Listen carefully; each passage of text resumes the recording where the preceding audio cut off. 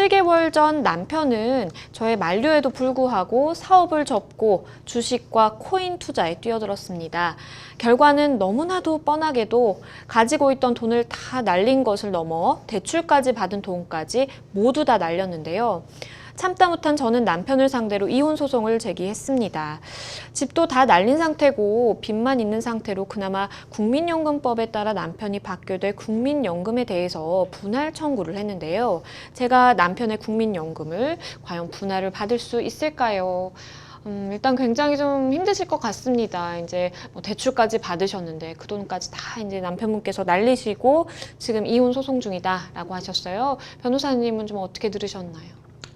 요새 참 안타깝죠. 그러니까 사람들이 코인 투자를 하는 부분들이 주식이건 코인이건 다 불장이라고 하는데 네. 주식은 또 그래도 변동성이 한계겠지만 코인은 또 전혀 그런 그쵸. 것이 없고 그래서 사실 요새 더구나 금리는 낮고 또 생활은 불경기고 그러다 보니까 코인을 통해서 좀 돈을 벌고 싶다라는 이런 의지들이 있으셨던 것 같은데 어쨌건 그 부분들이 혼인 중에 공동으로 어떤 형성한 재산이나 빚은 아니기 때문에 그 부분들에 대한 빚에 대한 재산 분할은 안 되겠지만 국민연금에 대해서는 법률의 규정에 의해서 분할을 받을 수 있습니다. 네, 변호사님께서 말씀을 해주신 것처럼 사실 주변에 많이들 이제 코인 투자하시고 그러면서 이제 굉장히 많은 돈을 버신 분도 계시지만 이렇게 정말 대출받은 돈까지 다 날리는 그런 경우도 있기 때문에 참 힘드실 것 같습니다. 일단 법률적으로 궁금하신 점들을 하나하나 짚어볼게요.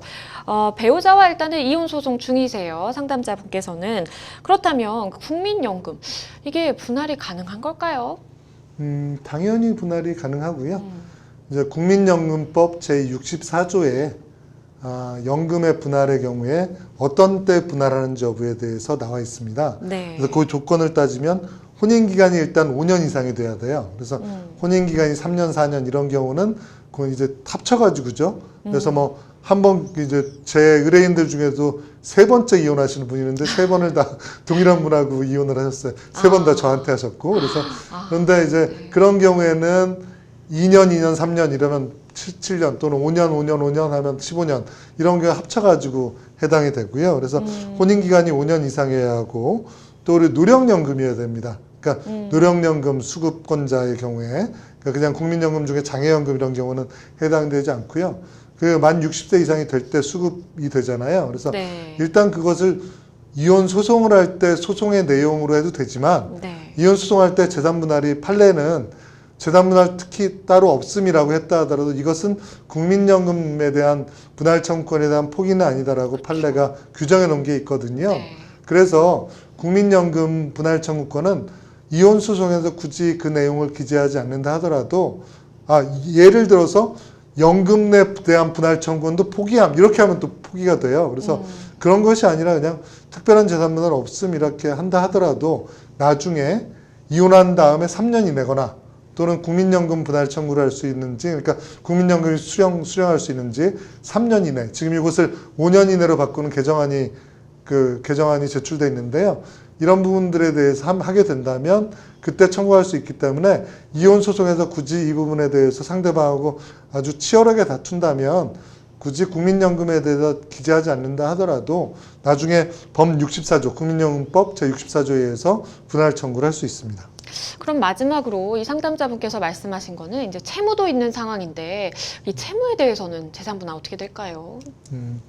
일단 채무의 성격을 살펴봐야 되는데요. 일단 채무의 성격 자체가 이것이 부부가 혼인 생활 중에 공동으로 생활을 유지하기 위해서 필요한 채무냐 아니냐의 부분이거든요. 네. 근데 여기서 보면 남편이 어떤 생활비로 계속 쓰면서 빚을 늘렸다라고 한다면 이것도 나눠 가져야겠죠. 네. 근데 그것이 아니라 남편이 빚을 만든 것은 코인하고 주식 투자. 그것도 부인이 권유한 게 아니라 부인이 말렸어요.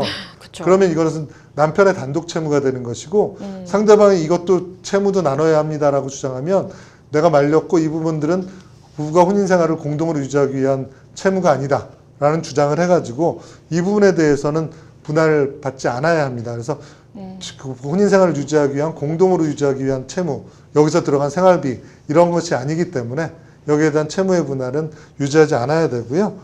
또 뭐 아까 그 국민연금 분할에 대해 말씀드렸지만 민법 839조 2나 842조 2에서 거기에 대해서 세부적으로 규정할 수는 있어요. 또 어떤 판결이나 조정에. 그런데 그것도 매월 일정한 금액만을 뭐 분할받는다 이런 건 또 판례에서 무효라고 나오거든요. 그래서 그 부분들은 변호사와 함께 소송을 진행하신다면 변호사의 조력을 좀 받으시고 정 너무 걱정된다면 그냥 이혼할 때는 그걸 하지 않아도 나중에 정액 그거는 뭐냐면 그 노령연금 중에 혼인기간에 정해진 부분들하고 딱 균등하게 나누게 되는 이런 부분들이 있기 때문에 이혼 소송에서 굳이 그 부분들에 대해서 국민연금 분할에 대해서 하지 않으셔도 됩니다.